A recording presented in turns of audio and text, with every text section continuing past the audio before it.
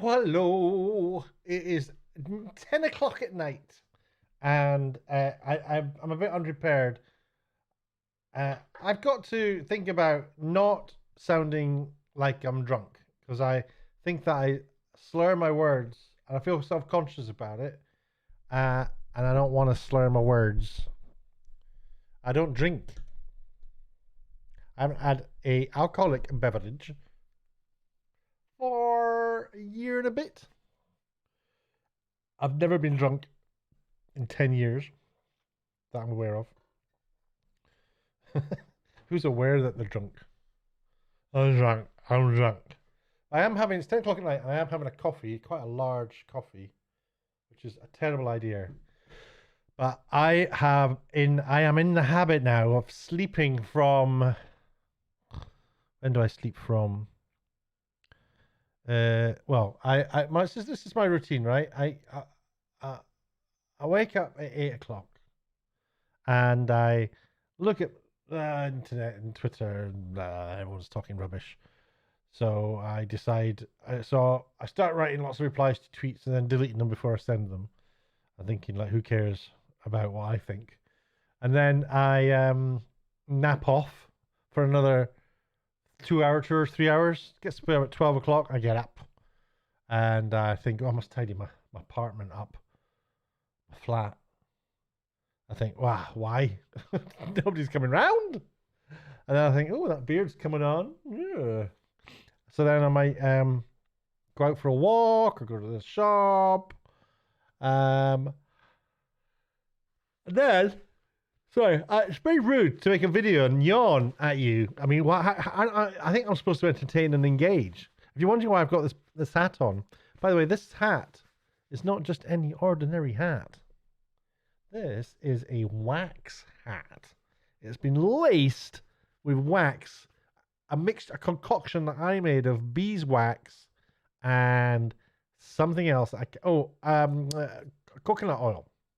I mixed them both together, heated them up, melted them, mixed them together, and then poured them into blocks. And I rubbed that onto wax products. And that was advised for me to do that by an old guy who makes leather stuff. He says, "Don't buy that rubbish from the shops. It's just garbage. Get some beeswax and some coconut oil from Tesco's." He said. That's how he sounded.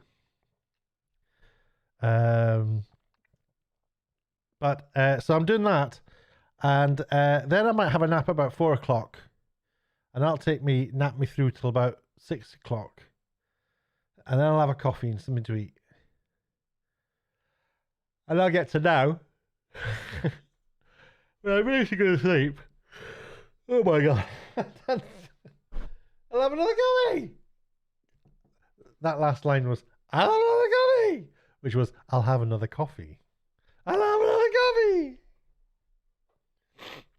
Anyway, I'm also in the throes of watching James Bond, and I'm as far as, let's get them up. Let's get them up on the screen here. What is the James Bond film? Order. James Bond film, Order. Here we go. Where am I? I'm up to licensed GoldenEye. I'm on GoldenEye. I've got some thoughts about James Bond I thought I would share.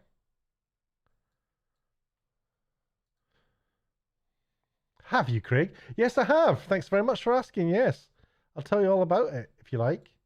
And I've just found there's a James Bond website, so let's have a little browse around this place. Ooh. Actors and director. Look at the director here. Ooh, it's a video. I better not. Should I play the audio? Can I do it? Oh no, it's music. I'll be in lots of trouble. Ooh, look at this. Look at that backlighting. The lighting's so good, isn't it? Oh, he's good. He's good, isn't he? He's good makeup. Oh, this is from the new film. How intriguing. Oh, has he got this sort of dappled effect on his skin anyway, has he? I didn't really like the this TV show he did, where he was a hacker, or whatever it was. I hope there's not too many sort of identity politics and stuff in this film. I'm not really sure who Bond is, to be fair. Um, every time I watch a Bond film, as I say, I'm watching them all now. I'm starting to become a little bit of an expert because they're fascinating. Because it starts off with Sean Connery, and he's a misogynist. The character is a misogynist. I've met Sean Connery. I'm not one to name drop. So rather than just drop it into the conversation, I'll come right out and make it a big part of the conversation. So I'm not dropping it in. I'm telling you. And he wouldn't have ever remembered me. I had no. I was a flicker in on his radar of life as somebody in the crowd of a TV production. But we spoke, and I can't tell you what he said because it would be in the front pages of the newspapers. But it involved Bonnie Langford. That's all I can say. It was at I can tell you more. It was at a BBC golfing competition that we were broadcasting. I was there. I don't know. I was probably being an assistant producer, some low level producer type person. Does this microphone sound terrible? I'm getting very concerned about this microphone. Hello. I take some of that bass off. There you go. I don't know. I don't know why it's been a bit rubbishy. I've EQ'd it a little bit better. Hopefully, let me save that. I think it's doing its own thing. So, James Bond is. I'm a fan. I'm a fan of the franchise, but it's really interesting watching it because you can just see how the older generation or the sort of X generation of the yesteryear film producers how they used to make films. You can sort of see how different things are now. Hi, I have several cameras. If you're wondering, I know you're not wondering. Let me show you this one here. What about this one? See, I got several cameras. I'm cameras everywhere. Yeah, you cameras everywhere, absolutely everywhere. And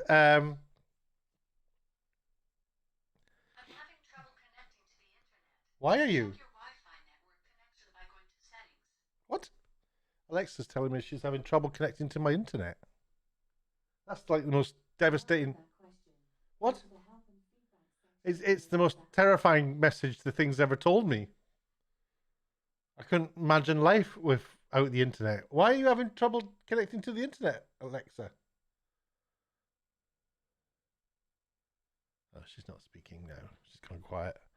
I think she's trying to wind me up. Bit of attention. So let's look at the Bond films. Let's look at the Bond films, shall we? So we can. So here we go. Here, Doctor No. What do I think of Doctor No? These are great. The old stuff is great. Doctor No, From Russia We Live, Love, Goldfinger. I'll stop there. Are all great because they look good. Because they're like 60s. And they just look 60s. And everyone's got great hair and everyone looks cool. And the times were funky. And they were different times too, in terms of sort of the roles that everyone had. Or seemed to be quite happy to have. I don't know. But he's certainly not a nice guy. I don't really know what to make of Sean Connery's James Bond. Not a nice guy. And then, so they're all straightforward. And oh yeah, so Doctor No, the baddie is who's the baddie in Doctor No? Let's see. Oh, same name, Ian Fleming. Stars Sean Connery, Ursula Andress. Oh yeah. Who was the baddie? The baddie.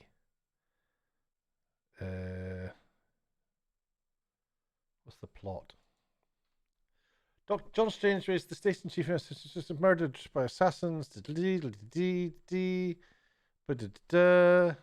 Prosthetic metal hands. Oh, yeah, yeah, yeah. No. Spectre. That's Dr. No. I can't remember who Dr. No was. Oh, who played Dr. No?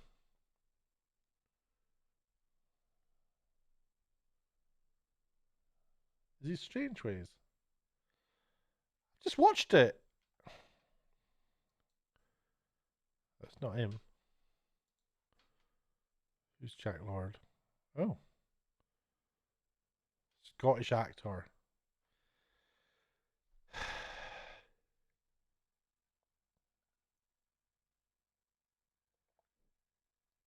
Somebody called Strange Ways disappears. Oh yeah, under the apple tree, baby and me. That's Doctor No, isn't it? And Ursula Andress comes out of the water. I remember, and that's it. That's it. That's it. That's it. That's it. Uh,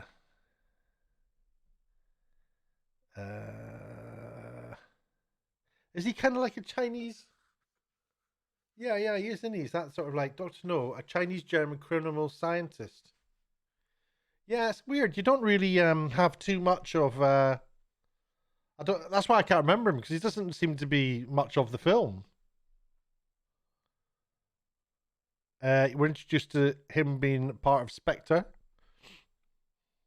which is Special Executive for Counterintelligence, Terrorism, Revenge, and Extortion.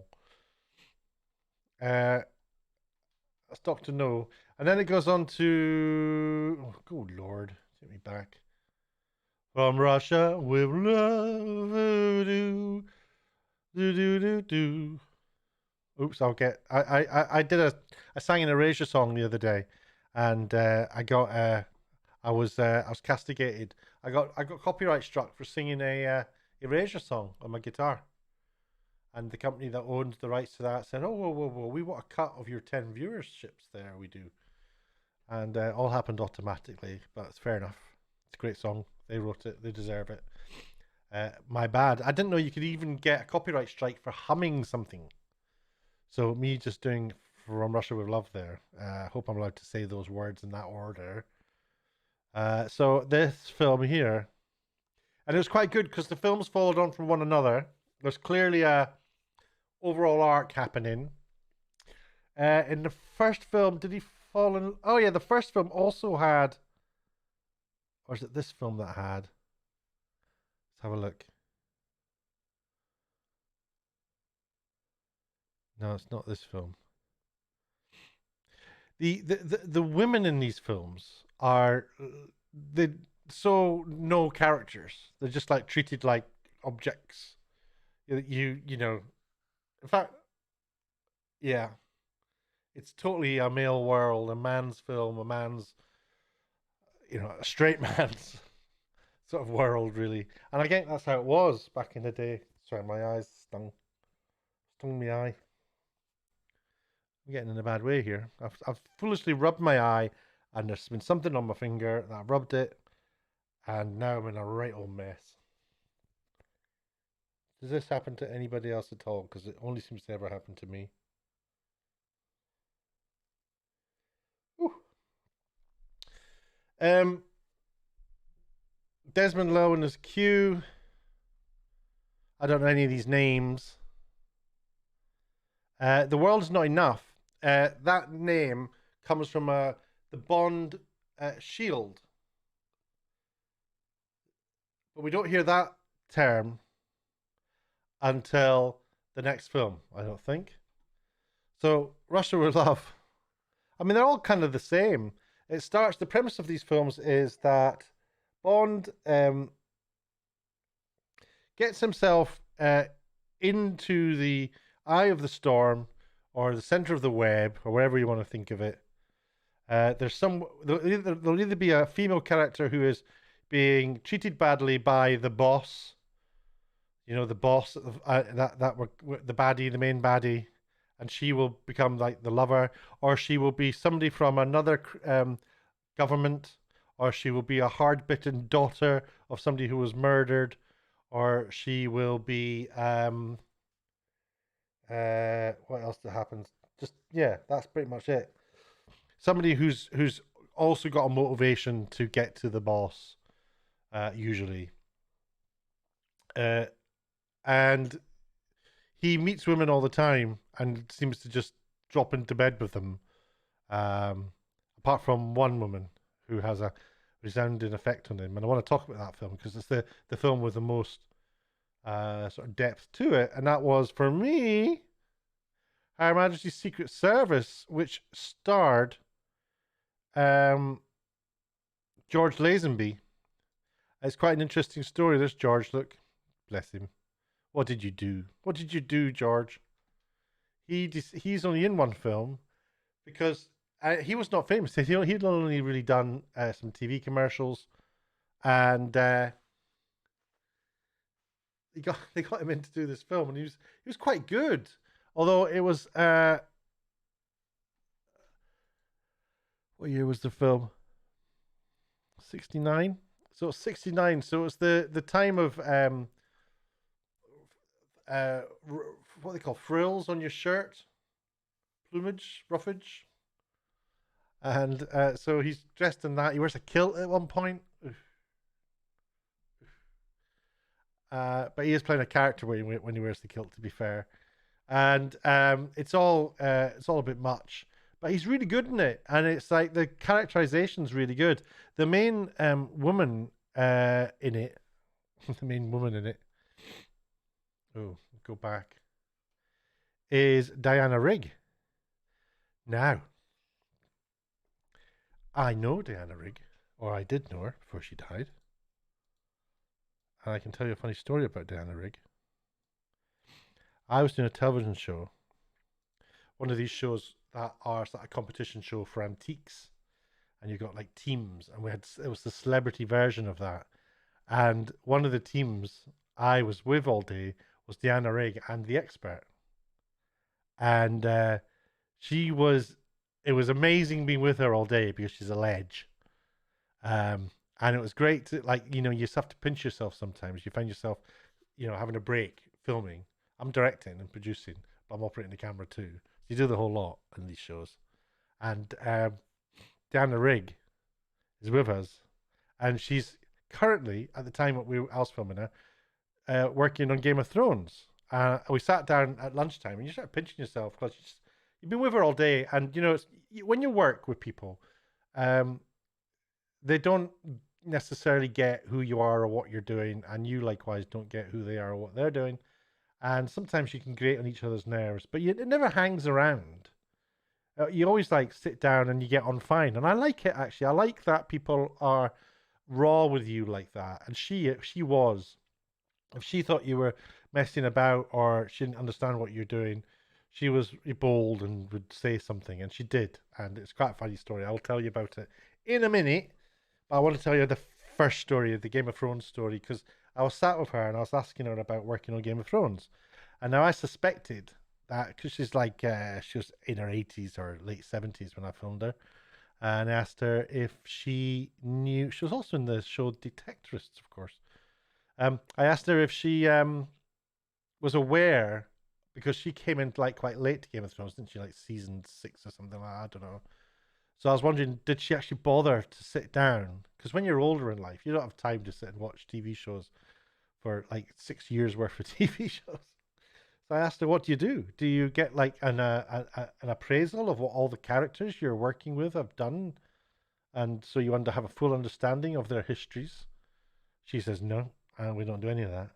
I says, what happens then? You go in and you're talking about characters and you're having to be emotional about things that have happened to characters.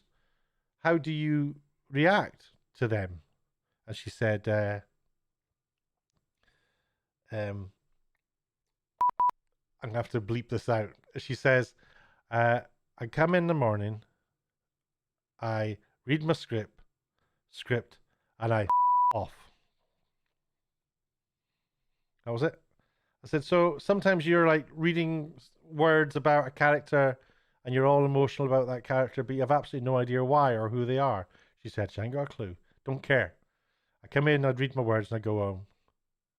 I get my words for that day. I arrive with my words for that day. I read them out, I go home. It was amazing. I loved it. I loved that there was that work side to it for her. It was like this is work. This is slog. This is I'm it's like anybody in their job though. You wouldn't want to do anything for free. Why? I loved it that she said that because she's great. She's a great actor, she was. And in a way, it was a shame she was doing the show I was working on because it seemed a little bit sort of beneath her, really, that sort of a show. But it's very kind of her to come and do it. She was partnered up with um, who was her buddy on this show? I honestly can't remember. It was some guy, I think. I can't remember. I really can't. But so I was just with her all day, and there was one point where I was filming a wide shot of her and the celeb. They had to go and visit an expert. It was a museum, and I had to film them leaving the museum and entering the museum. And because it's only one camera, you want to do different size shots, or I do. So I would do a wide shot so we can see the thing. So we can say they arrived at X big building, and then you'll go into the front door and you do a shot of them walking through the front door, and then you'll do the reverse of them coming through, shaking the hands of the person. Dead straightforward way of shooting it, and she hated it. And now I was also in charge of the sound because you do everything when you're self-shooting PD, and she she I heard her whispering. I had the headphones on. I could hear the mics, and I was quite far away doing the big wide shot. I think I did the wide shot last, and she didn't quite get what I was doing or why I was doing it. But I knew exactly what I was doing, and I heard her whisper to the expert. She said, "I don't think he's got any clue what he's doing. He doesn't know what he's doing." And I said, "All right, everyone, take 5 minutes." Took my headphones off. And I put them down here, and I walked up to her and says, "I can hear every word you're saying." That's what I said to her. "I can hear every word you're saying because you got a microphone on going to these headphones on my neck. I know exactly what I'm doing." And I explained to her exactly what I was doing and why I was doing it. And she had to sit there and listen to me confidently tell her how it was going to be edited together. And this is how the show gets made. And it was quite humiliating in a way, having to tell her that. But I was kind of humiliated that she was saying he doesn't know what he's doing.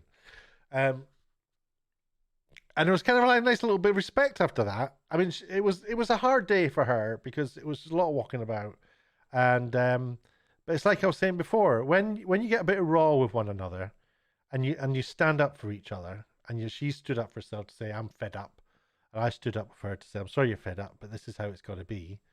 This is what I'm doing. I'm not messing about here. Because I don't. I hate messing about on shoots. I don't shoot stuff I don't need to shoot, and yeah, and it was it felt a bit awkward, but it got like a hug at the end out of it, and then there was the quiet sit down later on where she was telling me about uh, learning the words, and there was kind of like a a dropping of the barrier, if you like, for her to share stuff like that with me. I'm sure she wouldn't mind me sharing it with anybody else. I don't think she would at all. She wouldn't give a crap, actually. So that's what Diana Rigg was like to know, to meet. I only met her for a day, directed her for a day. Though she probably say, "I don't remember you directing me at all. That's not directing." I did. I directed her. I said, "Walk over there and say that." That's what a director does. So I had a bit of a soft spot because I didn't realize when I was watching this James Bond film that she was in it, and she is in it. She's from Doncaster, quite close to where I am. Doncaster's the West Riding of Yorkshire. I'm in the East Riding of Yorkshire. Of course, people come from these areas. They move away as soon as they can. So Her Majesty's Secret Service is possibly my favourite film. Possibly one of my favourite Bond films, of the older Bond films, I guess. Just because it had so much depth to it. That's how it felt, anyway. Um, uh, and but I got to be honest with you, the rest of the Bond films are hard work to watch. Sean Connery's okay, but he kind of gets old quick. Aging's a horrible thing for an actor. It's kind of like when you get into your 40s, you kind of like realizing that that's when you become conscious of your age. And then as you drift into your 50s, it becomes easy to calculate roughly the year you're going to die. And it's, when you see that light at the end of or the lack of light at the end of the tunnel, or maybe it's the light at the end of the tunnel, it's it's it's kind of sobering, quite sobering. You grow up very quickly when you start to see that the the end approaching.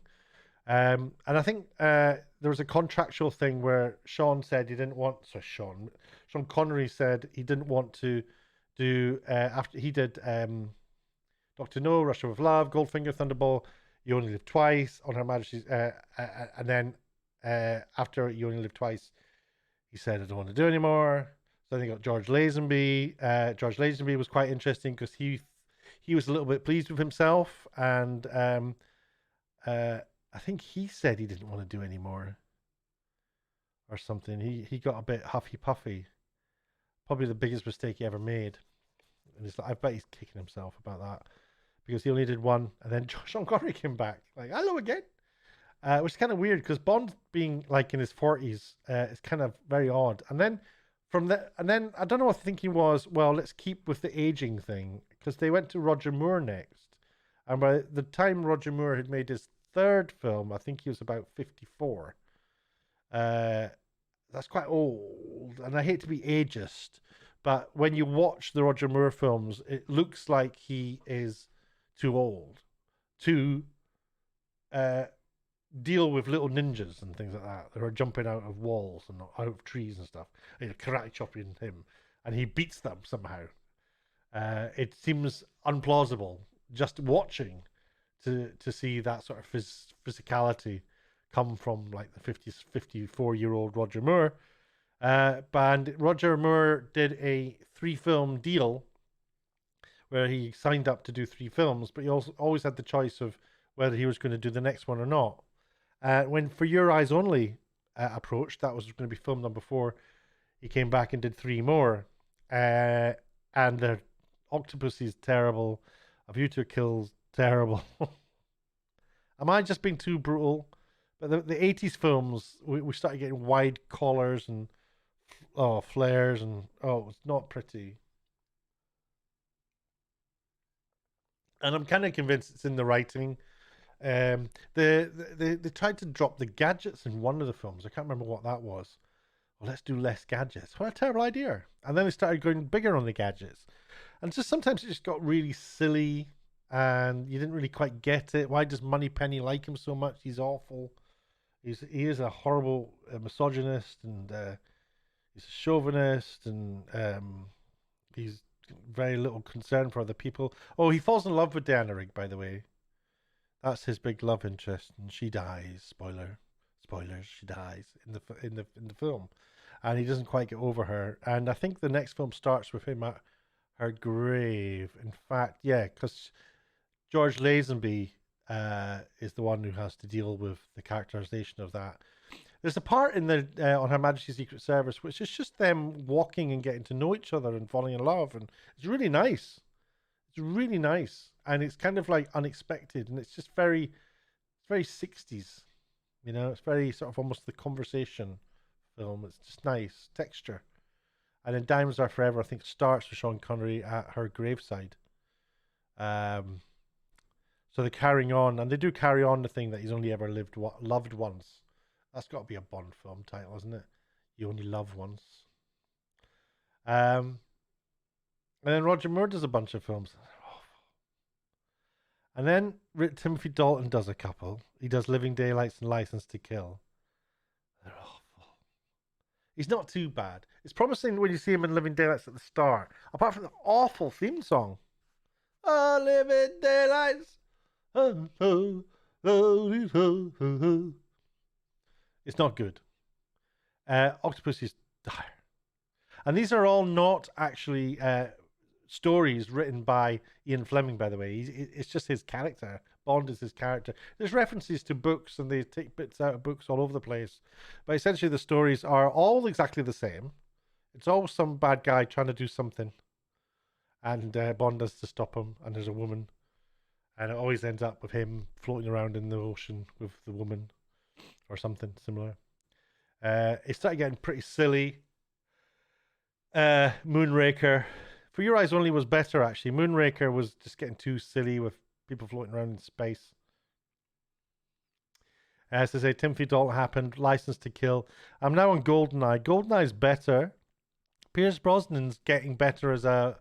I'm not hating Pierce Brosnan as Bond, and I've got to say this is where I'm up to Goldeneye, because this is when I started becoming conscious of Bond films around about Goldeneye because of the Nintendo Switch, Nintendo 64 Goldeneye game, which everybody loved, and that was my introduction to gaming. 1995, that film came out. And then Tomorrow Never Dies. I couldn't tell you anything about it. The World Is Not Enough. 1999. Pierce Brosnan. Don't know. Die Another Day. Pierce Brosnan. Don't know. It's starting to feel already that Pierce Brosnan's done it too much. But the whole brand seems to relaunch with Casino Royale and Daniel Craig. It starts to get a little bit sort of wokey towards the end. But by now, by the way, M is being played by Judi Dench, and she's superb. I think she first makes an appearance in License to Kill. Well, Goldeneye. Her first film's Goldeneye. It was directed by Martin Campbell. I don't know much about him, actually. But her opening speech to him, telling him that he's a chauvinist, is just fantastic. And she comes on spot on. It's just like, put an actor on the screen and who knows what they're doing, and they just own it. They can own it. And then when you put an actor who doesn't know what they're doing, she's just quality. I love Judi Dench. And Pierce Brosnan's good. Yeah, he's good. Daniel Craig's excellent though. And he just looks right. And he's got that sort of silence to him that I like. But he's also got that sort of obedience to him initially that I like. And we like Daniel Craig. I think Daniel Craig is got to be everybody's favorite Bond, right? Maybe then Sean Connery. And I think my order would be Daniel Craig, Sean Connery, Pierce Brosnan, Roger Moore, Timothy Dalton. Oh no, I might put George Lazenby quite high up actually. I like George Lazenby. Anyway, I'm not saying much more about the films than that. Just telling you about how much I'm enjoying them, to be honest with you. I also wanted to tell you about my Diana Rigg story. So I squeezed it in there. And that's been half an hour of me rambling about James Bond films. They're not great films by a long chalk. And they're all the same. But they're a staple British product. And for some reason, folks in Britain were very proud of them. But I bet people haven't watched. I bet nobody could tell you the plot line of The World Is Not Enough or Tomorrow Never Dies. I bet nobody'd even remember the title of the film Tomorrow Never Dies. That I would never guess that. Directed by somebody called Roger Spottiswoode. What's your favourite Bond film? I'd love to know. I think mine is. It's got to be one of the Daniel Craig films. Maybe Casino Royale. I like how Casino Royale and Quantum of Solace follow on. I'm looking forward to getting up to them. But at the minute, I'm up to Goldeneye. I'm going to go and watch the end of it now. And then I've got to get through 3 more Pierce Brosnan films till I'm into Daniel Craig films. So wish me luck on that. I hope you've enjoyed watching and listening. It's a bit of a podcast, really, this, isn't it? But there you are. That's what it is. If you think this is fun, if you're interested in this kind of thing, I'm quite interested in doing like film reviews with clips. But I quite like this idea of doing everything live. Why am I so low in the shot? You didn't tell me I was low in the shot. I need to tilt that camera down. I made my seat shrunk. Have you not been able to see my eyes for a lot of this? You haven't, have you? God. Oh, I'm a professional.